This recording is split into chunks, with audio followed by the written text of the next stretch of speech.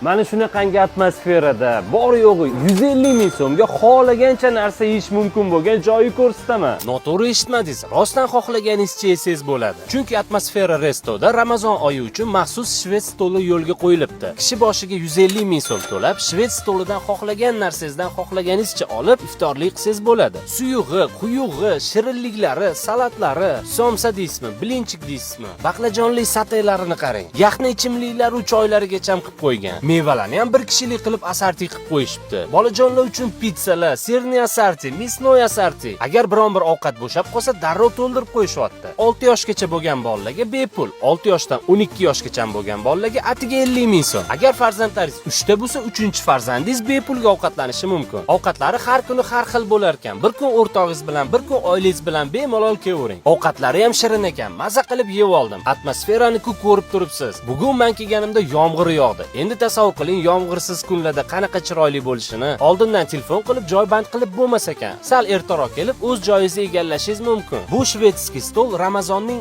eng oxirgi kunigacha amal qiladi. Mana Bodomzor metrosi, ana MBU bank, bu yoqda Yapon bog'i. Mana bu Disney parkini shundoqqina ichida. Har kuni iftor paytga bemalol kelaverasizlar.